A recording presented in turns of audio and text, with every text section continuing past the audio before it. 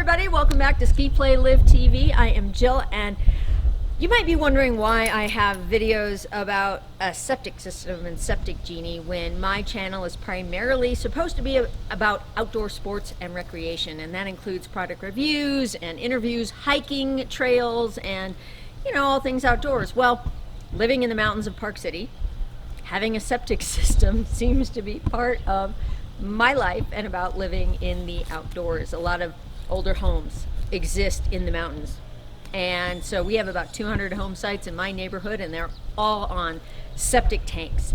And when I came across this problem that I had, I couldn't find it anywhere on YouTube, so I decided to make my own video about the Septic Genie.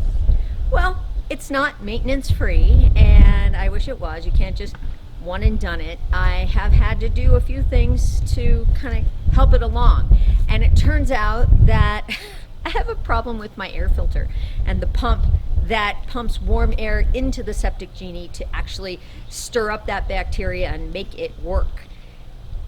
The filter's working, but it's not blowing warm air. So one of the things that I was warned about when I installed the Septic Genie was that it might not last at altitude. I could blow a diaphragm, or I'd have to rebuild the whole thing. They didn't know. But it was the price difference between $85 to rebuild the kit, or almost $300 for a new pump. And I am going to rebuild the pump first. If I do have continued issues with that, then I may consider upgrading the pump. But hopefully this will help work and make it blow warm air again into my Septic Genie. I do want to let you know that all the repairs occurred about 2 years ago, and I have had no issues with my leach field, with my tank, with anything, or with any kind of backup. And so either that ass that came and claimed my leach field was done, was just that, an ass, or the Septic Genie is doing its job. We'll see.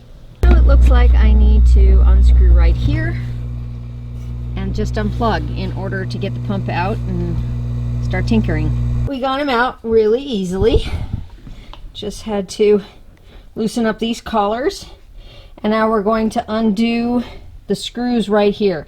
Now I'm not going to go into detail on all the little pieces because I did find a really good tutorial on YouTube, so I'll link to that one right here. This is what it looks like once you get the lid off. There is a diaphragm on this side, and then one also on this side apparently.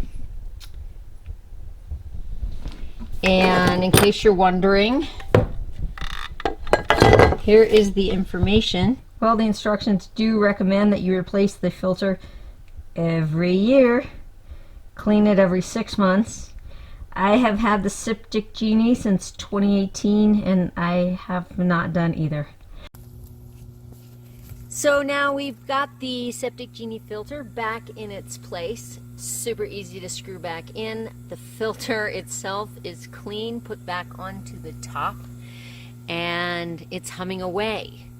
And now, guys, here is the gruesome truth. There is all sorts of sludge in the top of my tank, but the Septic Genie is blowing bubbles again. You can hear those bubbles.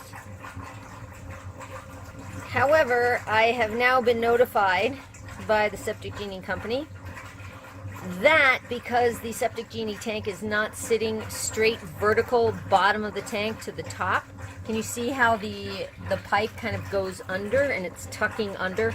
The tank of the Septic Genie is at an angle, and apparently that means it's not working properly. So now my next video is going to be how to set this thing up so that it is vertical in the tank and working the way it's supposed to. Oh boy, it smells bad. Look at all that nastiness, okay? So just avert your eyes if you don't like seeing that grossness going on down there. Here. Ew. But as you can see, my level is still below on the tank. Maybe it was my boyfriend that just loaded it up. So I've got to figure out how to get this pipe to be straight down rather than at that angle. And I have to do it without pulling the whole tank out, because that's not an option. That's just disgusting. Thanks guys, thanks so much for watching Ski Play Live TV, and we'll have a more fun video next.